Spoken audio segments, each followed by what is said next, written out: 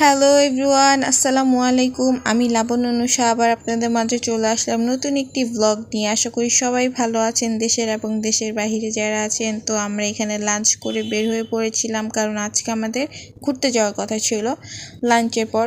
তো দূরে দেখা যাচ্ছিল যে নদী, এখানে ইনার ভাই দৌড়ে দৌড়ে চলে যাচ্ছিল।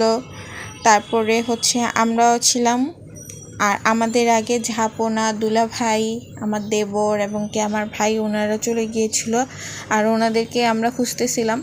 তো অনেক দিন পর এরকম 2 চোখ ভরে নদী দেখব, কারণ সেই লাস্ট আমি 9 থেকে 10 বছর আগে বোট রাইডে গিয়েছিলাম। বোট রাইড কি ট্রলারে উঠছিলাম, এটাকে দেশ গ্রামের ট্রলারই বলে।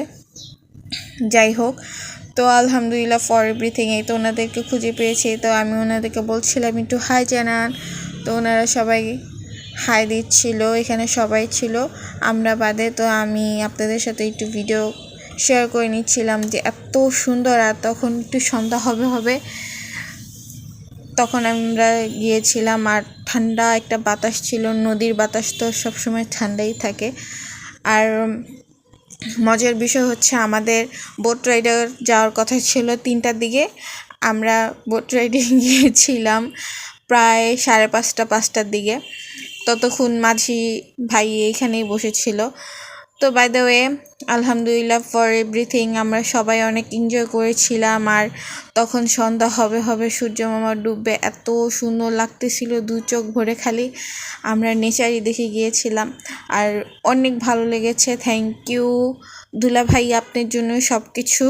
আমরা অনেক এনজয় করেছি, আপনার জন্য আমরা বোট রাইডে যেতে পেরেছি। Thank you. তো এখানে জাহাপনা ফটো সেশন করছিল ওনার মেয়েকে নিয়ে। আমার ভাই ওনাদের ছবি উঠাই দিচ্ছিল, আবার আমার ভাইকে জাহাপনার ছবি উঠাই দিচ্ছিল। তো সব মিলিয়ে আমরা অনেক এনজয় করেছিলাম। তারপর আমরা একটু প্ল্যান করি যে কোথাও যাব। তো এখানে দেখবেন মোহাম্মদ যে টাইটানিকের পোস্ট দিতে গিয়ে ভয় পেয়ে চলে যায়। তো ওর বাবা কি যেন ওকে বলতেছিল, তখন আমরা বললাম যে চলেন কোথাও গিয়ে বসেই আমরা একটু চা খাই। তো পাশে একটা গ্রামে বাজারে গেলাম। এটা নাকি অনেক পুরাতন একটা বাজার নাকি বলে। তো আমি মনে করছিলাম কি এটাই বাজারটা এতটুকুই, পরে ভিতরে গিয়ে দেখি বিশাল বড় বাজার। তো বাহির থেকে বোঝা যাচ্ছিল না ভিতরে এত বড় বাজার। তো এখানে ইনার বাবা ইনার জন্য ওষুধ খুঁজতেছিল, কারণ ইনার একটু ওষুধের দরকার ছিল। আর আমরা এখানে চা খেতে চলে গেলাম। তো এই তো ছিল চা, কারণ গ্রাম দেশে খাঁটি গরুর দুধের চা বিক্রি করা হয়, যার কারণে ওনারা চা খাবে। বাট আমি চা খাইনি, আমি বলছি যে আমি মিষ্টি খাবো, কারণ গ্রাম দেশের মিষ্টির তুলনা হয় না। আর মিষ্টিটা খাবো গরম গরম। তো ভাইয়া আমাদেরকে একটা দোকানে নিয়ে গেল, আসলে মিষ্টিটা গরম ছিল। এখানে যতগুলি 5টা না জানি 6টা কালো মিষ্টি উঠাইছিল, সবগুলি কালো মিষ্টি আমি খেয়ে ফেলেছিলাম, কারণ আমার কাছে অনেক ভালো লাগছিল। কারণ আমি বলছিলাম যে আমি গরম গরম মিষ্টি খাবো। তো এই ছিল দর্শকরা মিষ্টি খাওয়ার। তো আমরা মিষ্টি টিষ্টি খেয়ে দেন আমরা রওনা দিয়ে দিই, কারণ তখন প্রায় মাগরিব আজান দিয়ে দিয়েছে, আমাদের বাসায় যেতে হবে।